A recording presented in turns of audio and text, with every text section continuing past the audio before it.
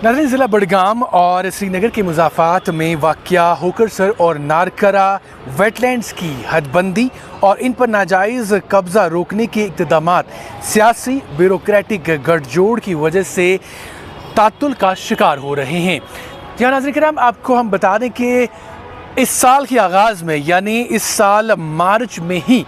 अगरचे होकरसर और नारकरा में डिमार्केशन यानी हदबंदी का जो काम है वो शुरू किया गया था, जिसके फ़ौरन बाद यानी अगले महीने अप्रैल में ही होकरसर में ये काम मुकम्मल हो गया और नारकरा में अभी तक ये काम नामुकम्मल है। लेकिन होकरसर में अगरचे ये काम मुकम्मल हुआ, ताहम उसके बाद वहाँ पर जो बाउंड्री मार्क्स हैं यानी उसके हदूद जो तय किए गए थे वहाँ पर निशानात लगाने का जो काम है वो मुकम्मल नहीं हो पाया है। और बताया ये जा रहा है, माना ये जा रहा है कि इसमें जो पॉलिटिकल और ब्यूरोक्रेटिक गठजोड़ है उसकी वजह से ये काम अभी भी रुका पड़ा है। और इस हवाले से जो वक्तन फ़वक्तन जो मुतल्लिका डिपार्टमेंट्स हैं उन्होंने अगरचे ऑर्डर्स भी जारी किए और साफ़ अल्फाज में मुतल्लिका महकमाजात को ये बताया भी कि इन दोनों वेटलैंड्स की जो बाउंड्रीज़ हैं वहाँ पर डिमार्केशन प्रोसेस के बाद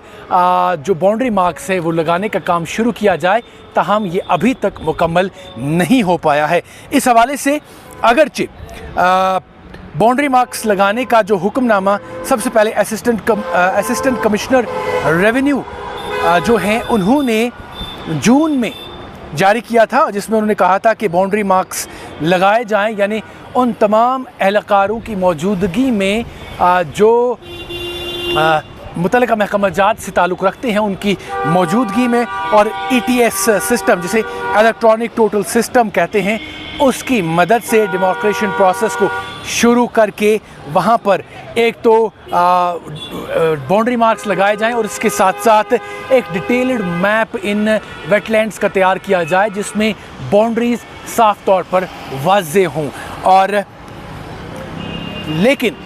इस पर अमल दरामद नहीं हुई और अभी तक बाउंड्री मार्क्स वहाँ पर नहीं लगाए गए हैं। और बदकिस्मती की बात यह भी है कि अभी तक नारकरा का जो डिमार्केशन प्रोसेस है वो भी मुकम्मल नहीं हो पाया है, जिसकी वजह से इन दोनों वेटलैंड्स पर जो लैंड ग्रैबर्स हैं, जो इंक्रोचर्स हैं, वो लगातार इंक्रोचमेंट कर रहे हैं और वहाँ पर जो कंस्ट्रक्शंस हैं उनका काम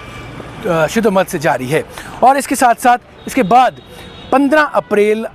2025 को ही एक और टीम ने होकरसर का दौरा किया और उसके बाद इलेक्ट्रॉनिक टोटल सिस्टम की मदद से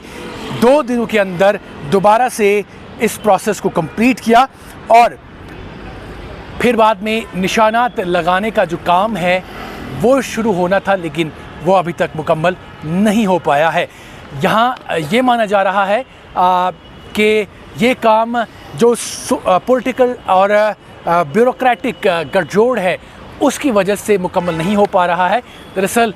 वो नहीं चाहते हैं कि वहाँ पर बाउंड्री लाइंस लगें और ये वाज़िया हो जाए कि इन वेटलैंड्स की हदूद कहाँ कहाँ तक हैं, जिसके चलते जो वहाँ पर लैंड ग्रैबर्स हैं जो वहाँ इस ज़मीन को लगातार इंक्रोच कर रहे हैं उसमें रोक लग जाए। और पिछले 50 सालों की अगर हम बात करें तो होकरसर में जो इसका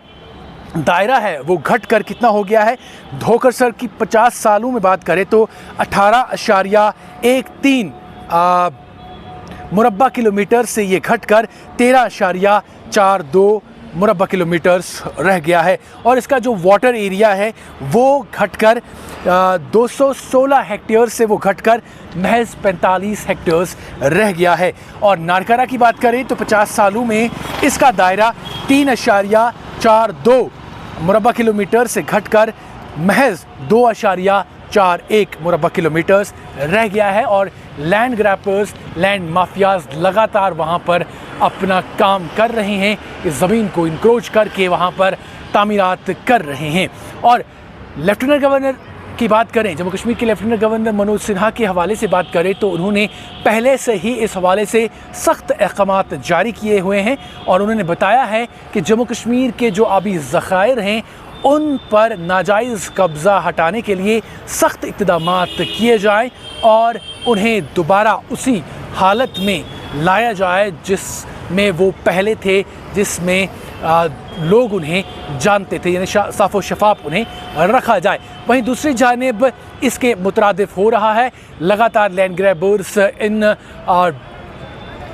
आबी ज़खायर को हड़पते जा रहे हैं और वहाँ पर कंस्ट्रक्शंस की जा रही हैं। वहीं दूसरी जानिब जो अहम मसला है डिमार्केशन और बाउंड्री मार्क्स लगाने का, वो बार बार ऑर्डर्स जारी करने के बावजूद भी मुकम्मल नहीं हो पा रहा है।